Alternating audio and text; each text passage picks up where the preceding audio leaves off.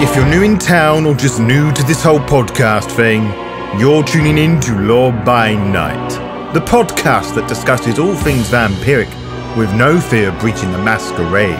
In this episode, we are going to go through everything you need to know in order to create your own Risen in Wraith the Oblivion 20th Anniversary Edition, or W20 as some folks call it these days.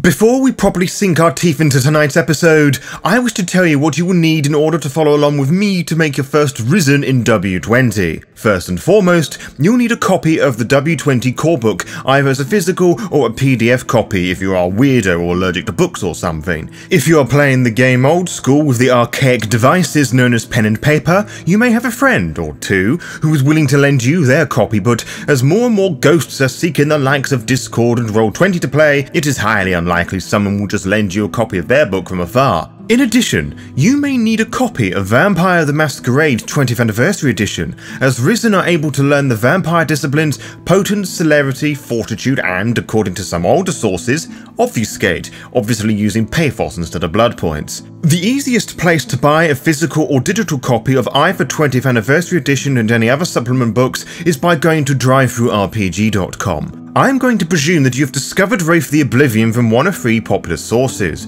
You have either picked it up through playing the necromantic clans in Vampire the Masquerade, the Echoes of New York City's actual play on Q-Times' YouTube, or, more recently, the VR Wraith the Oblivion game, Afterlife. If your discovery of Wraith comes from the former, you should know that there are not different species of ghosts like there are different vampire clans. Wraiths can join certain guilds and be associated with different legions, which may determine their political outlook, their appearance to a minor extent, and some of their powers, but they are not compulsory for players to join.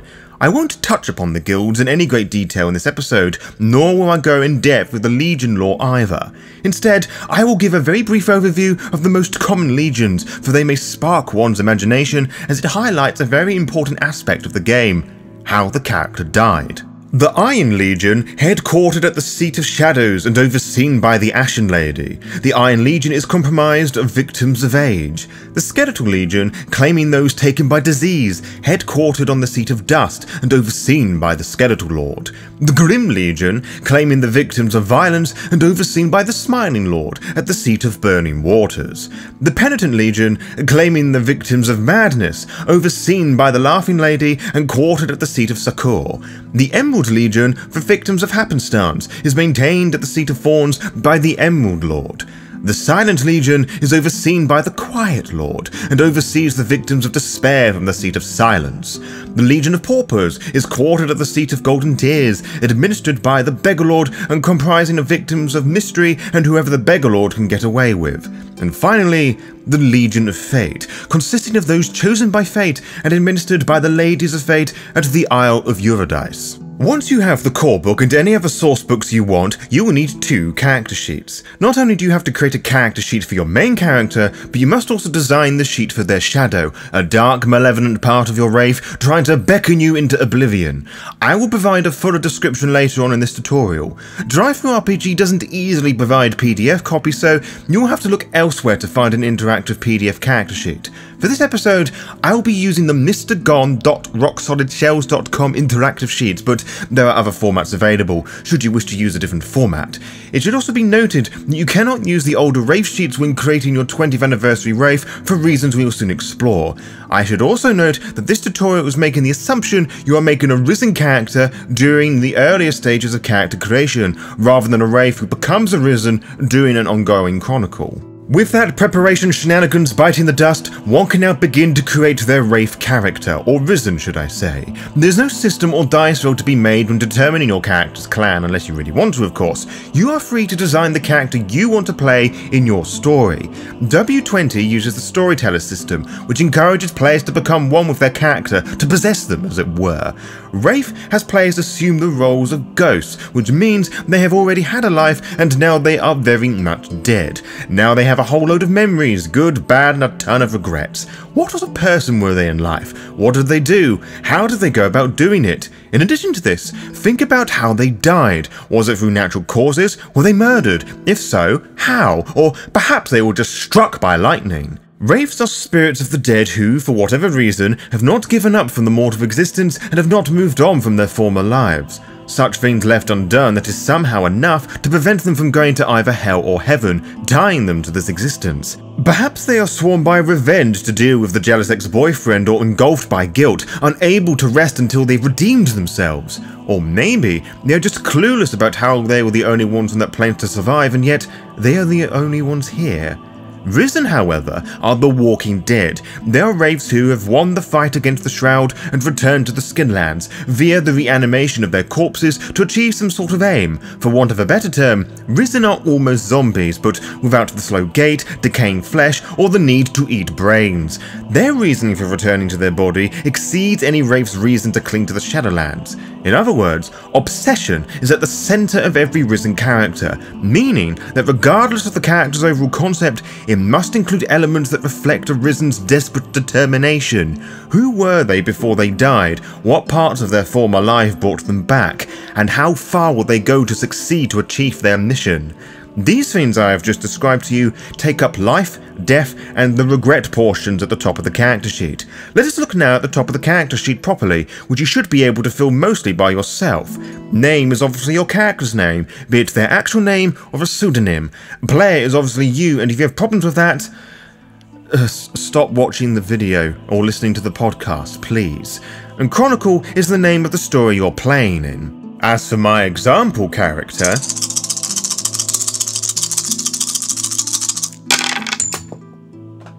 Maria Lovett was the only girl in a household of men. Her father, a miserable slob who threw away his career as a singer after a lousy affair, saw far too much of this woman in his daughter and resented her for it.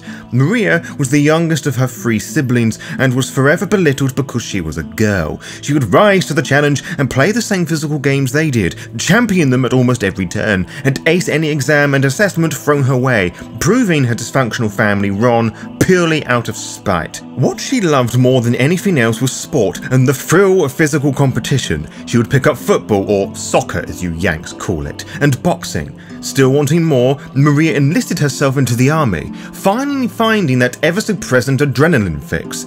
It was there where she would meet her future equally competitive partner, Sean Shelby.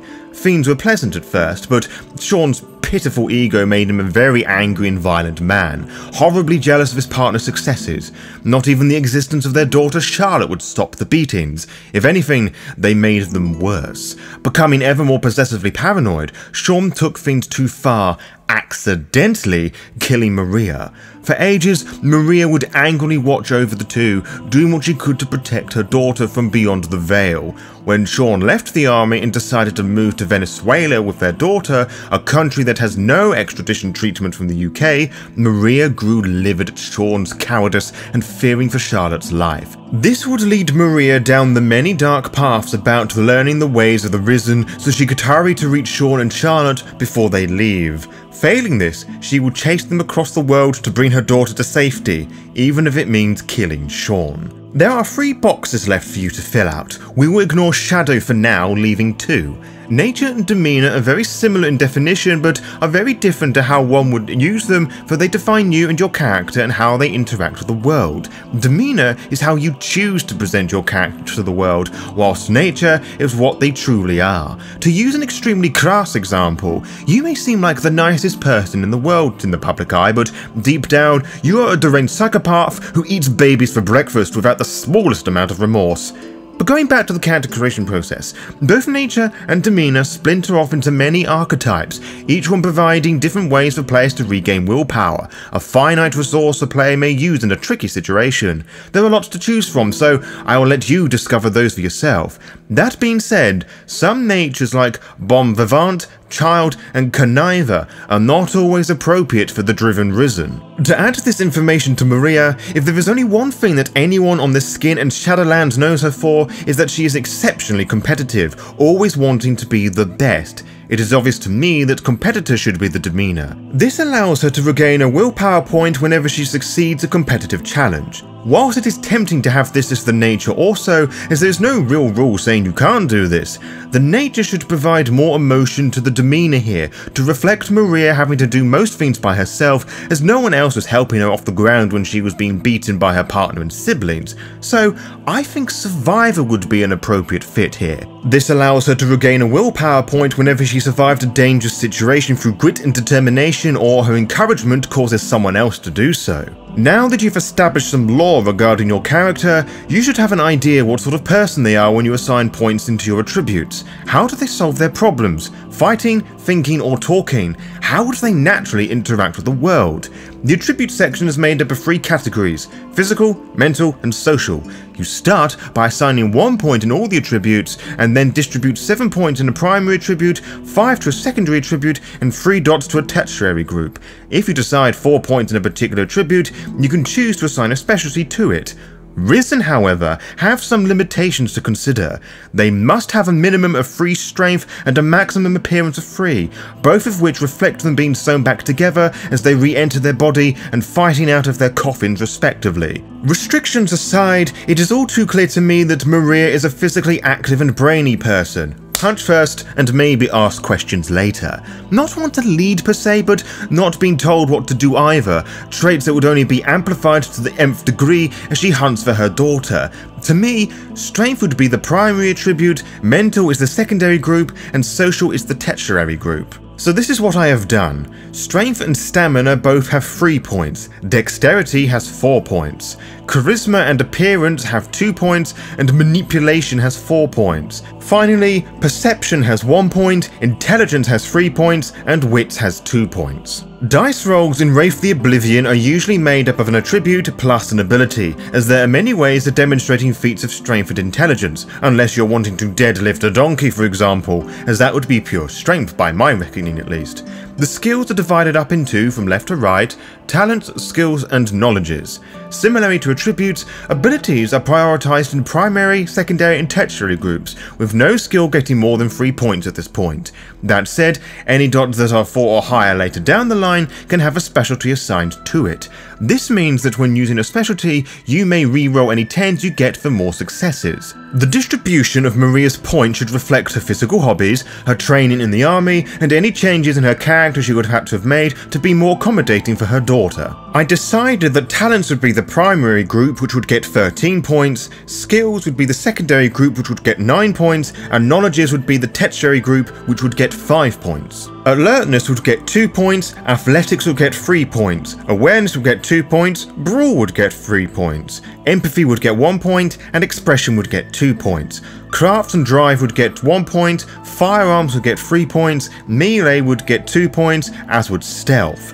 Academics would get 2 points, computer would get 1 point, investigation would get 1 point, and so does medicine. Next is the advantages section, which is where the character creation process truly becomes unique. On the top left pane is the background section, which you have 5 points to spend as opposed to the usual 7. These should support the character's concepts and add history to their context to their existence. That said, you cannot pick artifact, mentor, or status because they are exclusive to the Shadowlands. If you choose allies and contacts, you must specify whether they belong in the Shadowlands or the Skinlands. To keep things super simple, I've put 3 dots and allies and specified they are part of her circle, which is the name given to a group of wraiths, or cohort if you would, and I've put the 2 points in Edlium, which allows her to have some resistance when fighting against her shadow wanting to take over her body. Beneath background is Arcani, which are the various powers of wraiths for which you have 5 points to spend, with none of them exceeding 3 for starting characters. You will notice that the Arcani are divided up into 2 different types, common and initiate. Common arts are widely recognised manifestations of a particular arcanus that is in widespread use throughout the underworld. Initiate arts are secret of the guilds that are only taught to its members and may learn the initiate art in place of a common one if they so choose. Joining a guild requires the status background which, as a reminder, risen characters cannot choose at character creation. Risen must invest 3 dots in puppetry, with another 2 dots spent or split between Lifeweb, Inhabit and Embody, as these powers are required for the Wraith to rise once more in their body. This does, however, leave only 2 dots to spend on the 3 aforementioned Arconi, Lifeweb, Inhabit and Embody, and the Risen exclusive ones. Wraith characters that are making the transition to Risen should make note of this also. Again, for simplicity's sake, I have put 3 points in puppetry, 1 point in Embody, and 1 point in Lifeweb. To the right of backgrounds is passions, for which you have 10 points to spend, the strongest of which being the one that made the Risen return to the Skinlands. Passions serve as motivation to the race to exist, in addition to the most potent source of pathos, the energy of pure emotion. Passions are linked to who you are and why your character has become a Wraith. They are divided into 3 parts, a statement, an emotion, and a score of 1 to 5. For example, your character may wish to destroy their killer, a passion that would go as the killer is destroyed. With Maria, I have made the decision to give her 3 passions, and all of which seem fairly obvious to me. The strongest of which is to protect Charlotte with the emotion of love, and that has 5 points. The next one is delivers justice over Sean with the emotion of determination, and that has 3 points. And the final one, why did my barrack fail me with the emotion of sadness, has 2 points. Next is the fetters section, which you also have 10 points to spend on. They are important objects, people and things and places tied to your former mortal life that tie you to the Skinlands, the land of the living. It is possible to link one's fetters and passions together, but the primary one must be the conduit, which is where the Risen's shadow resides. Whilst they cannot be mortals, some STs may allow conduits to seek refuge inside a family pet, which shatters the animal's willpower and mental stability indefinitely. Fetters also allow you to slumber, a mechanic where one can regain some of that sweet pathos, a process that is far more difficult for Risen to accomplish, but that is something you can learn about yourself in your own free time. The conduit and the strongest fetter at 5 points is Nibbles, the family cat. The engagement ring that she has to Sean has 2 points, which is the lowest, but the second highest is Maria's first army medal. Before spending freebie points, there are a few things we have to do first. Add 10 points to Corpus, which acts as your health. This cannot be increased with freebie points. Add 6 points of willpower, as opposed to the usual 5, and add 5 points of pathos. You may now spend your 15 freebie points however you please. You can also gain 7 additional freebie points, but so does your shadow, making it more potent as an antagonist. Each trait has its own cost expenditure, which differs from standard freebie point expenditure. Backgrounds, fetters, passions and pathos cost 1 point, abilities and willpower cost 2 points, Arconi and attributes cost 5 points, and vampire disciplines cost 7 points. So what have I done to Maria? Well, I've increased her pathos by 1, and I've increased her perception by 1 also, so that's now at 2. Her investigation now stands at 2 because I have given an additional point to that. I also gave her 1 dot in potence because there's very few things in the world that are stronger as a woman or a mother who has lost everything. But there is one more thing we have to do before we finish this tutorial, which is the creation of the shadow, the hidden half of every Wraith, the version of themselves trying to push them towards the worst impulses and acts of cruelty, in attempt to drag them down to oblivion. Whilst controlled by another player at the table, it is you, the player, that creates the shadow, for they are, as previously stated, a part of your character, which is known as the psyche. Fill this section in with the character's name. As the Wraith proper, one must assign an archetype to the shadow, both on the main character sheet and the shadow one.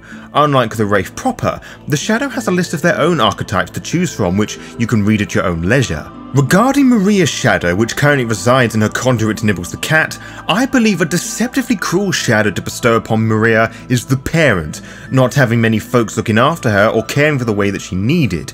The parent, which I am imagining as the absent mother figure Maria never had, also tries to remove the psyche from danger, which, for someone like Maria who has always chased the next big adrenaline rush, is not what she always wants, especially when Charlotte's life may be on the line. Next has us determine the shadow's angst, which is similar to the Wraith's pathos. As the name would imply, angst consists of negative emotions which act as a measure of Wraith's fear, pain and alienation.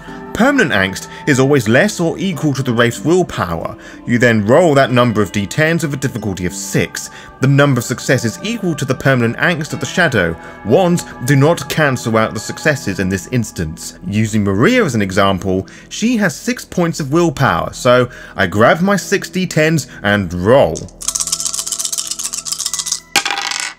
I got 2, 2, 4, 5, 5, 5. As shadows have to at least 1 point in permanent angst, Maria's shadow begins this hypothetical game with just 1 point of permanent angst, which I feel is just as hilarious as it is narratively appropriate. That said, you can increase angst with freebie points later on, something I did not realise / notice in previous Wraith character creation guides. As always, converse with your copy of the book and storyteller if in doubt. Then there is the Dark Passions, which are almost identical to the passions of Wraiths. They are filled out in a similar fashion to the Wraith's passions, a statement, an emotion, and a score from 1 to 5. They can parallel the main passions or be totally detached from them. Either way, you have 7 points to spend here, but they cannot exceed the maximum level of the main passions. With Shadow Mummy here, it is quite simple what I'm going to do. I'm going to do the total inverse of the 2 main passions. Forgive Sean with the emotion of acceptance has 4 points, with Disown Charlotte with the second one with the emotion of neglect at 3 points. The Shadow also has freebie points for which it has 10 to spend on Dark Passions, Willpower and Fawns, which are unique powers owned only by Shadows, each one having its own point expenditure cost.